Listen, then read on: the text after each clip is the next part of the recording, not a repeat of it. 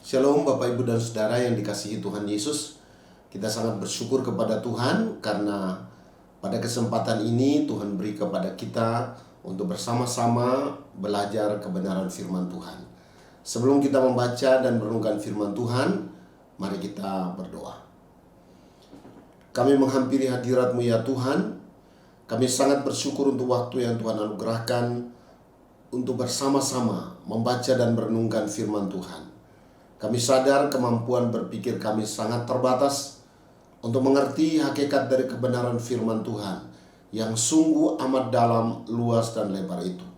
Karena itu kami mohon kepadamu, ya Roh Kudus, kiranya Engkau berkenan memberi pencerahan kepada kami agar kami mengerti kebenaran firman-Mu.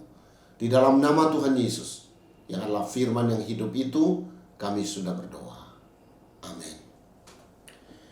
Mari Bapak Ibu dan Saudara, saya mengajak kita untuk memperhatikan dari Habakuk pasal yang ketiga, ayat yang ke-17 sampai ayat yang ke-19. Firman Tuhan berkata demikian. Sekalipun pohon ara tidak berbunga, pohon anggur tidak berbuah, hasil pohon zaitun mengecewakan.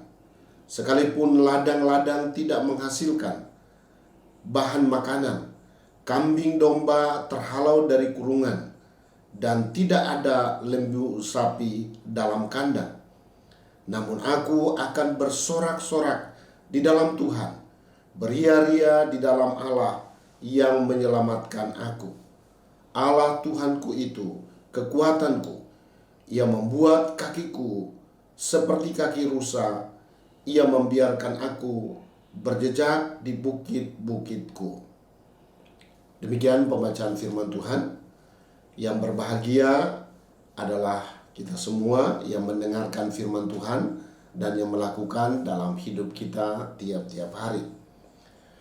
Kebenaran firman Tuhan yang kita baru baca, kita akan merenungkannya di bawah tema kekuatan dalam kesulitan. Secara global, Bapak Ibu, kita dalam beberapa tahun terakhir ini terus berada dalam rentetan kesulitan. Kita mengalami pandemi COVID-19 yang cukup membawa begitu banyak korban, berdampak pada banyak sisi. Tetapi selanjutnya juga krisis peperangan antara Rusia dan Ukraina yang juga berakibat pada banyak aspek. Belum selesai, dilanjutkan lagi dengan peperangan antara Israel dan Hamas yang juga masih berlangsung sampai sekarang. Dan situasi ini berdampak kepada banyak negara, termasuk di negara kita di Indonesia. Kesulitan bukan hanya bersifat global, tapi banyak kesulitan juga yang dialami di tengah-tengah keluarga, berkaitan dengan hubungan suami istri, orang tua, anak, kakak beradik.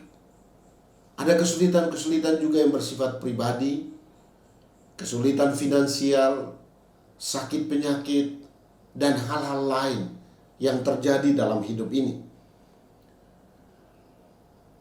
Melalui firman Tuhan ini kita akan belajar bagaimana sikap kita yang seharusnya dalam menghadapi kesulitan. Dapatkah kita tetap berdiri teguh di tengah-tengah kesulitan yang ada dan terus melangkah maju dalam kehidupan kita mengikut Tuhan?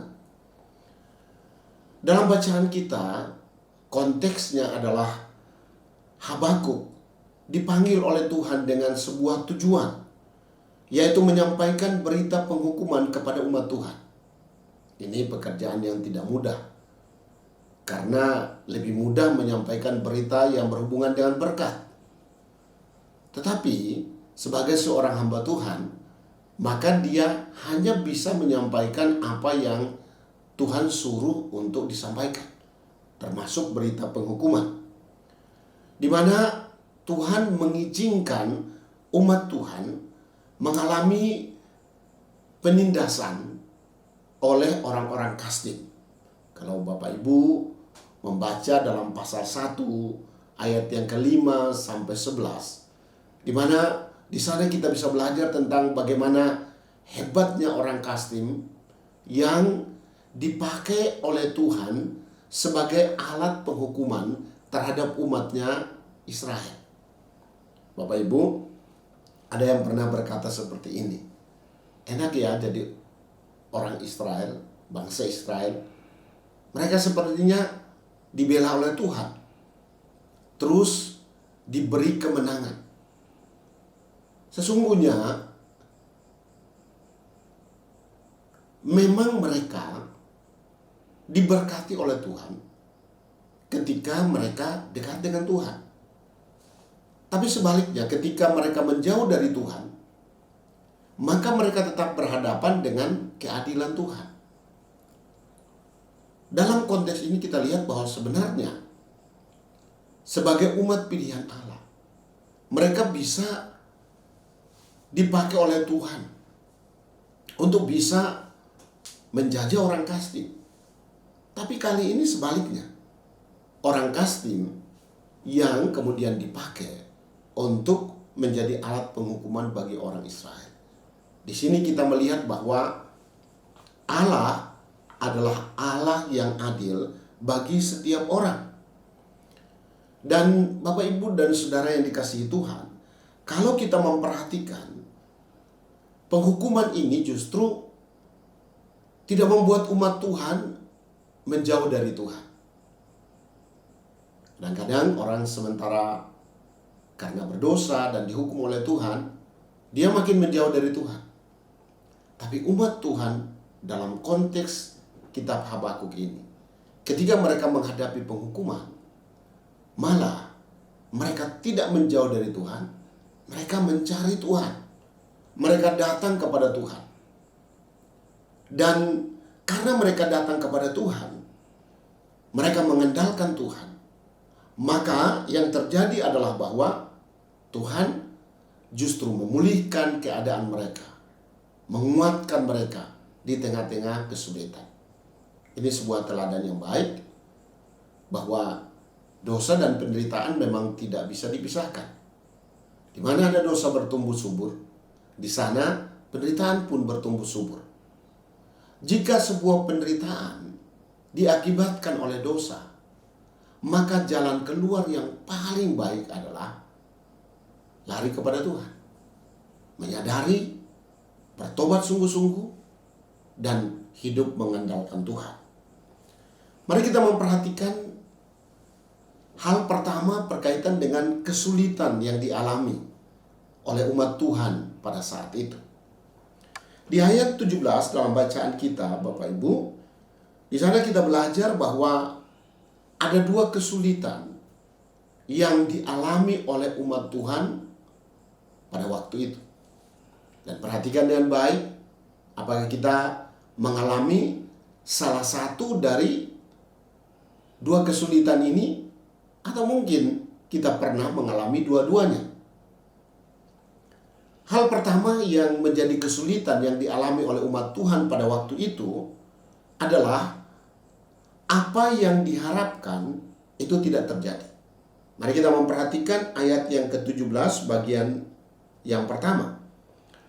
Sekalipun pohon ara tidak berbunga, pohon anggur tidak berbuah, hasil pohon zaitun mengecewakan, sekalipun ladang-ladang tidak menghasilkan bahan makanan. Semua ini berbicara tentang harapan. Apa yang mereka harapkan? Mereka berharap bahwa pohon ara itu bisa berbunga, pohon anggur itu berbuah, pohon zaitun itu memberikan hasil, ladang-ladang memberikan hasil. Itulah kerinduan mereka. Tapi yang terjadi adalah apa yang diharapkan justru tidak sesuai dengan kenyataan. Kesulitan akan terjadi dalam hidup kita bila apa yang kita pikirkan, kita doakan, kita harapkan terjadi dalam hidup ini, ternyata yang terjadi adalah sebuah kegagalan. Tidak terjadi sesuai dengan harapan kita. Pernahkah kita mengalami situasi seperti ini? Bahwa kita merindukan sesuatu, kita sudah mendoakannya, kita sudah mengerjakannya secara maksimal, dan ternyata hasilnya tidak sesuai dengan apa yang kita inginkan. Sudah pasti secara manusia membuat kita bisa kecewa. Beberapa orang bisa berada dalam keadaan yang stres. Bahkan banyak juga yang depresi karena apa yang diinginkan tidak sesuai dengan kenyataan. Harapan mereka itu kandas. Harapan mereka tidak terwujud. Bapak Ibu, itulah kesulitan yang pertama. Apa yang diharapkan tidak terjadi. Mari kita lihat kesulitan yang kedua. Itu masih dalam ayat 17 bagian B. Kambing domba terhalau dari kurungan, dan tidak ada lembu sapi dalam kandang. Ini berbicara tentang apa yang dimiliki diambil atau hilang. Karena yang pertama, apa yang diharapkan tidak terwujud. Tapi ini yang kedua ini, apa yang mereka miliki justru diambil atau hilang. Disebutkan di sana bahwa kambing domba itu terhalau dari kurungan. Lembu sapi tidak ada dalam kandang. Kehilangan. Bapak Ibu, ketika kita mengharapkan sesuatu dan harapan kita tidak terwujud, pasti secara manusia kita kecewa.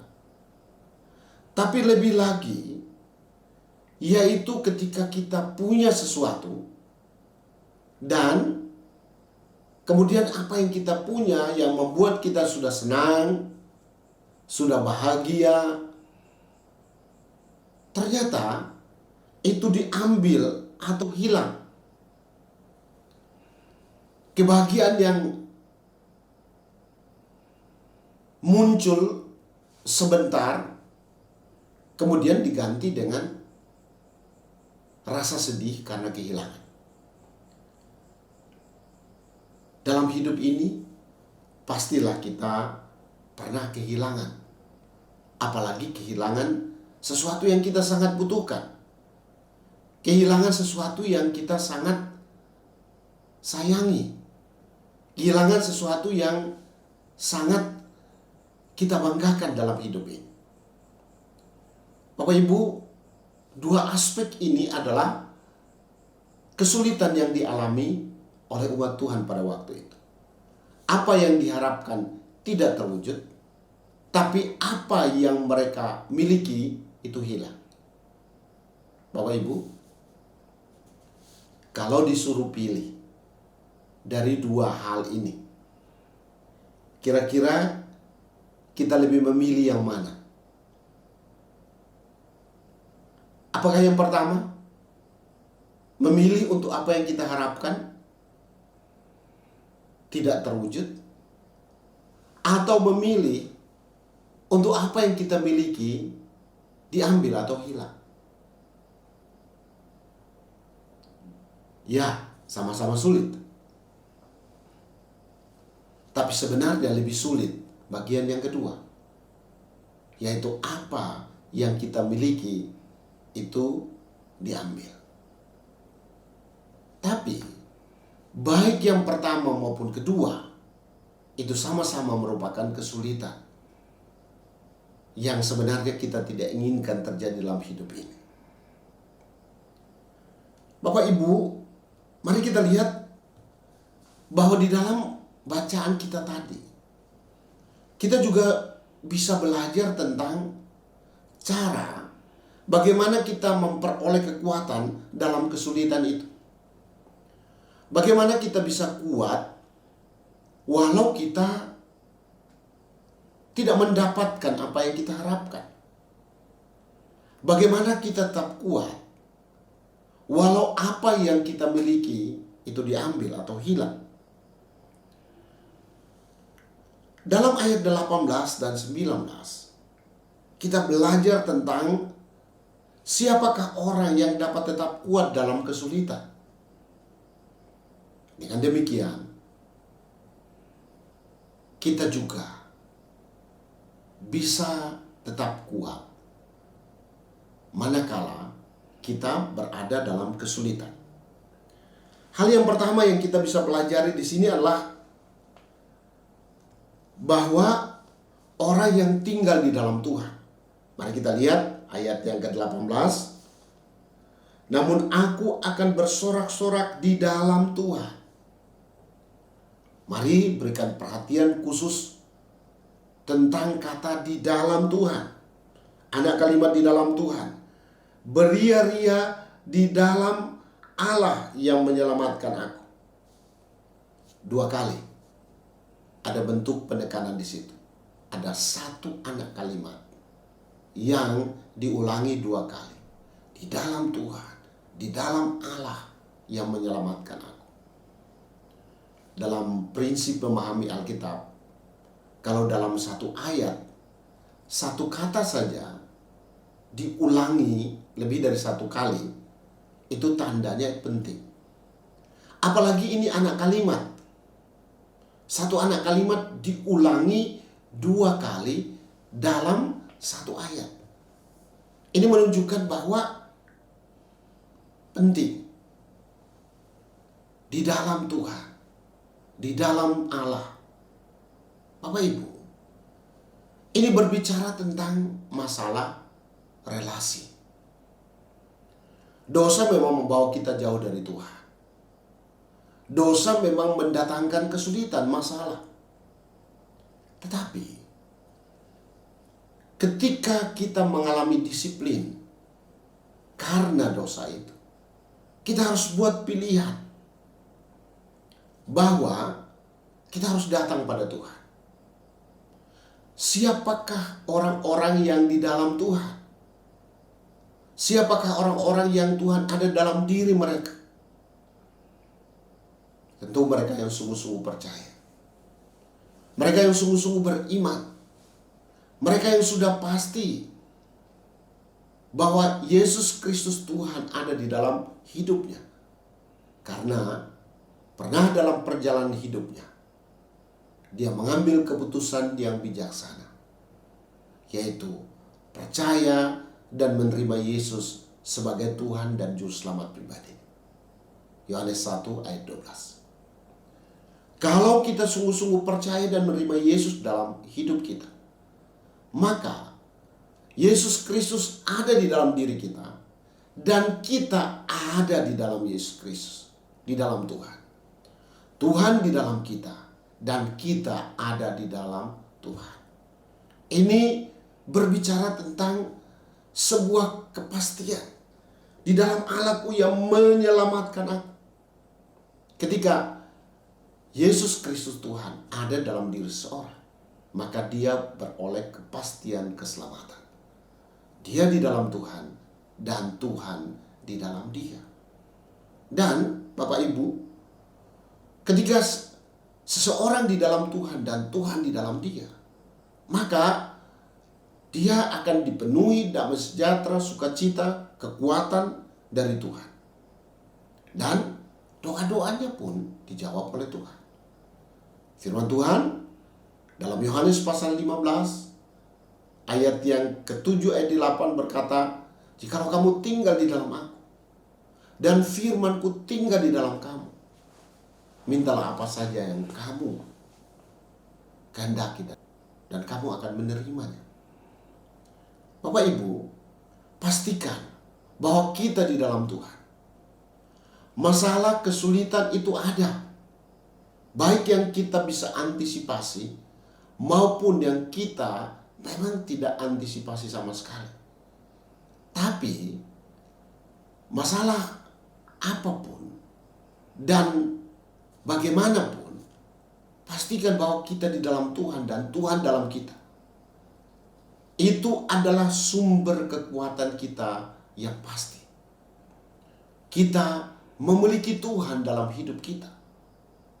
Dan Tuhan memiliki kita dalam hidup ini. Selanjutnya, di dalam ayat yang ke-19 dikatakan, Allah Tuhanku, kekuatanku, Ia membuat kakiku seperti kaki rusa, Ia membiarkan aku berjejak di bukit-bukitku. Ini berbicara tentang orang yang sungguh mengandalkan Tuhan. Allah Tuhanku, itulah kekuatanku. Bapak Ibu yang dikasihi Tuhan, kekuatan kita ada di dalam Tuhan. Ini berbicara tentang sebuah pernyataan, sebuah kredo, sebuah pengakuan, tapi juga berarti ini adalah sebuah komitmen untuk menjadikan Allah sebagai sumber kekuatan satu-satunya. Kita bisa melihat ayat firman Tuhan yang lain yang searah. Yeremia pasal yang ke-17 ayat yang ke-5 sampai 8. Di sana ayat yang ke-7 berkata, diberkatilah orang yang mengandalkan Tuhan. Mengandalkan Tuhan artinya memang tidak punya alternatif lain. Hanya Tuhan yang menjadi andalannya. Kalau Bapak Ibu membandingkan dengan ayat 5, terkutuklah orang yang mengandalkan manusia, yang mengandalkan kekuatannya sendiri. Artinya bahwa aspek yang sering menghambat kita untuk mengandalkan Tuhan adalah kecenderungan untuk mengandalkan manusia. Ketika dalam kesulitan, Bapak Ibu, siapa yang pertama kali ada dalam pikiran kita? Apakah yang kita pikirkan pertama adalah orang tua kita? Apa yang kita pikirkan pertama adalah orang yang kita berpikir bahwa dia punya kemampuan menolong kita? Tuhan bisa memakai semua orang. Memakai orang tua kita, memakai orang-orang yang bisa menolong kita. Tapi andalan kita harus tetap pada Tuhan. Dan bukti nyatanya bahwa kita mengandalkan Tuhan adalah setiap kesulitan yang pertama muncul dalam pikiran kita adalah Tuhan. Yang pertama kali kita lakukan adalah berlutut di hadapan Tuhan. Berseru kepada Tuhan. Sungguh-sungguh mengandalkan kita. Dialah tempat pelarian kita untuk berseru. Dialah tempat di mana kita bisa mendapatkan solusi. Dan memang hanya ada satu tempat di mana kita bisa berlari dan mendapatkan akan adanya jalan keluar setuntas-tuntasnya, yaitu di bawah kaki salib Tuhan Yesus. Mari kita menyerahkan sepenuhnya dan percaya bahwa Tuhan akan bertindak. Dia akan mengerjakan yang terbaik dalam seluruh kehidupan kita. Dia tidak pernah memiliki maksud jahat terhadap hidup kita. Yang ada padanya, pada Tuhan kita, adalah mengasihi kita.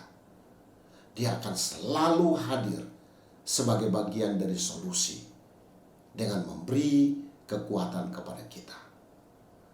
Pastikan bahwa Tuhan adalah andalanku. Jangan pernah terpengaruh untuk mengandalkan apapun selain daripada mengandalkan Tuhan. Mari kita lihat bagian yang terakhir adalah kekuatan dalam kesulitan. Apa akibatnya bagi orang yang di dalam Tuhan atau tinggal di dalam Tuhan dan yang sungguh-sungguh mengandalkan Tuhan? Mari kita lihat di dalam ayat yang ke-18 disebutkan bahwa namun aku akan bersorak-sorak di dalam Tuhan, beria-ria di dalam Allah yang menyelamatkanku. Berikan fokus perhatian kepada kata bersorak-sorak, kata beria-ria. Nampaknya sepertinya enggak sesuai dengan akal sehat kita. Orang dalam kesulitan kok bersorak-sorak? Orang dalam kesulitan kok beria-ria? Bersorak-sorak, beria-ria menunjukkan sukacita yang terus-menerus keluar dari dalam hati. Inilah sukacita yang tidak bergantung pada situasi dan kondisi. Kalau sukacita bergantung pada situasi dan kondisi, maka waktu dalam kesulitan, sukacita itu hilang. Tapi lihat bahwa walau dalam kesulitan, ada sorak-sorak dan juga beria-ria. Mengapa? Karena dia mengandalkan Tuhan. Karena dia sudah di dalam Tuhan. Dan Tuhan yang ada di dalam dirinya, Tuhan yang kepadanya dia menyandarkan seluruh kehidupannya, memberikan kekuatan kepadanya. Sehingga dia dapat melewati masalah itu. Kita bisa melihat ayat paralel yang lain. Yesaya pasal yang ke-40, ayat yang ke-30, 31. Orang-orang muda menjadi lemah lesu, teruna-teruna jatuh tersandung. Tetapi orang-orang yang menanti-nantikan Tuhan mendapat kekuatan baru. Kekuatan baru dari Tuhan itulah yang menyebabkan walaupun umatnya dalam kesulitan, tetapi ada kekuatan baru dari Tuhan yang membuat mereka dapat kuat menghadapi kesulitan itu. Bapak Ibu, ketika kita dalam kesulitan, memang kita berharap bahwa kesulitan itu dapat secepatnya meninggalkan kita, diangkat oleh Tuhan. Kita berharap ketika kita berdoa dan kita amin, maka kesulitan itu lenyap. Namun kenyataannya tidak. Tuhan tidak selalu menjawab kita dengan mengangkat kesulitan itu. Tetapi Dia menjawabnya dengan memberikan kepada kita kekuatan. Sehingga yang tadinya kesulitan itu di atas kita, dengan kekuatan yang dari Tuhan, maka kesulitan itu tidak lagi menjadi kesulitan yang besar untuk kita. Karena apa? Karena kekuatan yang besar yang diberikan oleh Tuhan terhadap kita. Dia bisa memberikan kekuatan dengan memberi damai sejahtera. Sehingga semua kesedihan, semua kemarahan, semua hal yang terkait dengan kekhawatiran, melalui sukacita yang diberikan oleh Tuhan, maka semuanya itu disingkirkan. kekuatan yang diberikan berupa sukacita yang menyebabkan kita kuat. Sebuah masalah yang tadinya masalah besar menjadi tidak masalah lagi. Karena apa? Walaupun masalah itu masih ada, tapi kekuatan yang dari Tuhan membuat kita memandang masalah itu tidak lagi menjadi masalah yang besar untuk hidup kita. Hal yang kedua yang kita bisa lihat wujud kekuatan itu ada dalam ayat yang ke-19 bagian B. Ia membuat kakiku seperti kaki rusa. Ia membiarkan aku berjejak di bukit-bukitku. Bapak Ibu, tidak mudah bagi seekor rusa untuk tetap berjejak di atas bukit. Demikian digambarkan seorang yang mendapat kekuatan dari Tuhan. Ia membuat kita berdiri teguh di tengah-tengah kesulitan. Kita tidak goyah. Kita tidak akhirnya tenggelam dalam kesulitan itu. Hancur dalam kesulitan itu. Hanyut dalam kesulitan itu. Tapi kita bisa berdiri teguh seperti seekor kambing, seekor rusa yang berdiri teguh di atas bukit-bukit batu. Demikian juga kita tetap berdiri teguh. Karena apa? Karena kekuatan yang berasal dari Tuhan, yang membuat kita tidak jatuh, tidak tergeletak, tapi kita tetap berdiri teguh di tengah-tengah kesulitan yang ada. Bapak, Ibu, dan Saudara yang dikasihi oleh Tuhan Yesus Kristus, nantikan kekuatan baru dari Tuhan di tengah-tengah kesulitan. Jangan lupa bahwa kita punya Tuhan. Di tengah-tengah kesulitan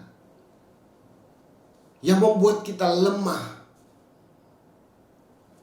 ingatlah bahwa kita punya Tuhan yang memiliki stok kekuatan yang tidak terbatas. Dan kekuatan itu Dia mau anugerahkan dengan limpahnya kepada kita semua yang sungguh telah berada di dalam Tuhan karena iman, yang sungguh-sungguh hidup mengandalkan Tuhan, bergantung sepenuhnya kepada Dia. Dia akan menguatkan kita dan membuat kita berdiri teguh. Bapak Ibu, pertanyaan yang sering muncul di masa sulit adalah, di mana Tuhan dalam kesulitan ini? Seakan Tuhan bersembunyi dan tidak bertindak untuk segera menolong. Sementara di sisi lain kita lihat bahwa korban mungkin terus berjatuhan, keadaan ekonomis sulit, dan kebutuhan-kebutuhan pokok semakin sulit untuk kita bisa dapatkan. Bukan itu, Bapak Ibu. Mari mata kita tidak boleh tertuju pada masalah atau kesulitan, tetapi kepada Allah yang adalah sumber kekuatan kita.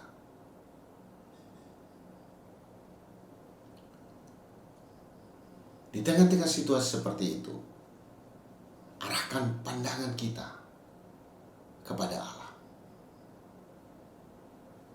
Jangan beralih. Raja Daud dalam Mazmur 122, dia berkata, aku melayangkan mataku ke gunung-gunung. Dari mana akan datang pertolonganku?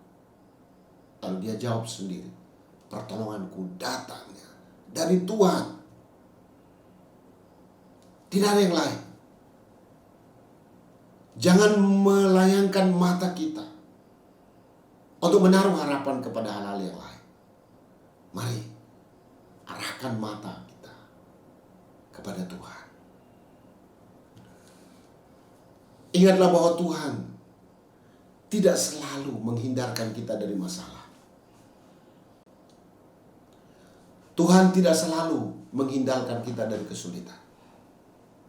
Tetapi Ia akan memberikan kepada kita kekuatan sehingga kita mampu melewati kesulitan itu.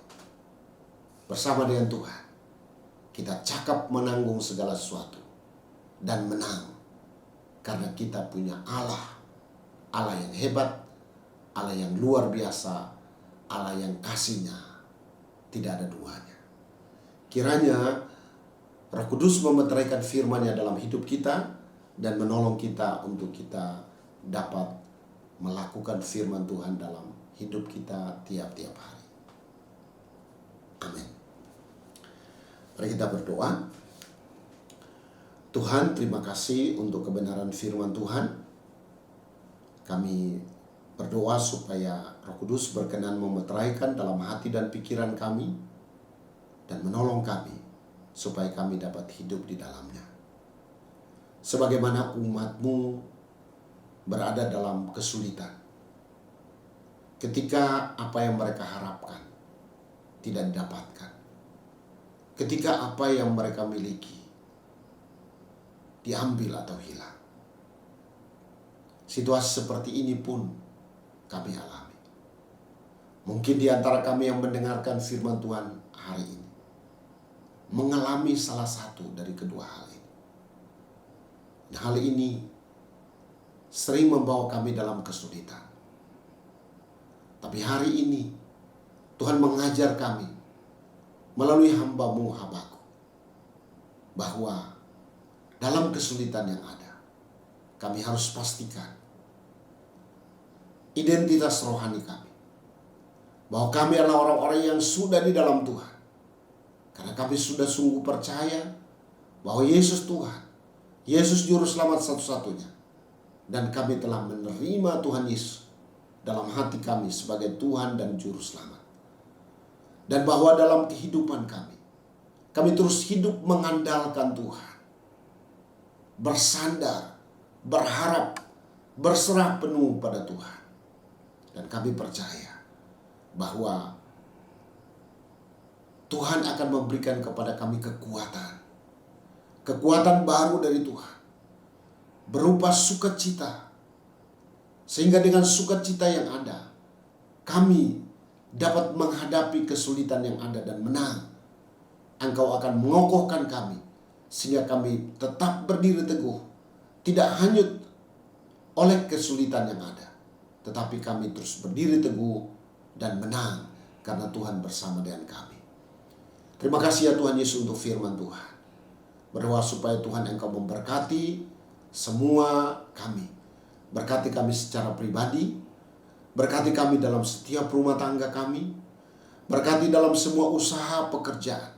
Kami doakan supaya Tuhan Engkau berkati. Apa yang kami kerjakan, usahakan dibuat berhasil, beruntung untuk hormat dan kemuliaan Tuhan. Kami juga mau berdoa menyerahkan sepenuhnya untuk bangsa dan negara kami.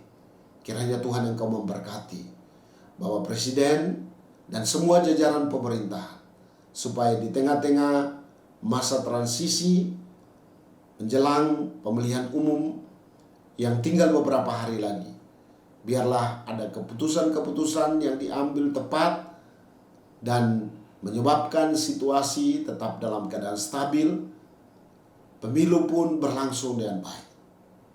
Doa kami supaya Tuhan Engkau berkenan memberi hikmat kepada seluruh masyarakat untuk memilih secara tepat para pemimpin kami, Presiden, Wakil Presiden. Kami berdoa supaya Tuhan Engkau menolong, sehingga yang terpilih adalah pribadi yang sungguh-sungguh memiliki komitmen yang baik untuk kelangsungan bangsa kami 5 tahun mendatang. Terima kasih Tuhan. Kami berdoa supaya semua wakil rakyat, semua pemerintah daerah yang juga dipilih, kami berdoa supaya adalah pribadi-pribadi yang tepat, yang memiliki akan adanya komitmen yang kuat untuk membangun bangsa kami. Terima kasih Tuhan. Setiap pribadi yang cenderung untuk mementingkan kepentingan pribadi dan golongan. Biarlah kiranya Tuhan menolong sehingga pribadi-pribadi seperti ini tidak terpilih, tapi sebaliknya mereka yang sungguh-sungguh memiliki komitmen untuk kemajuan bangsa kami yang sungguh terpilih. Yang berdoa supaya kiranya Tuhan Engkau berkenan terus menolong dan memberkati akan saudara kami Bapak Luhut Panjaitan yang terlibat dalam pemerintahan saat ini. Kami bersyukur untuk kesehatan hamba-Mu yang semakin membaik, dan kami terus berdoa supaya Tuhan terus tolong sehingga hamba-Mu dapat sehat sepenuhnya seperti sedia kala. Kami juga doakan supaya Tuhan Engkau terus memberikan hikmat dalam mengambil keputusan yang tepat dalam kaitan dengan setiap kementerian yang dibawa koordinasinya. Terima kasih Bapak. Doa kami untuk Ibu dan semua keluarga supaya Tuhan Engkau memberkati. Berkati kami semua. Kami percaya Tuhan mendengar doa kami dan Tuhan menjawabnya.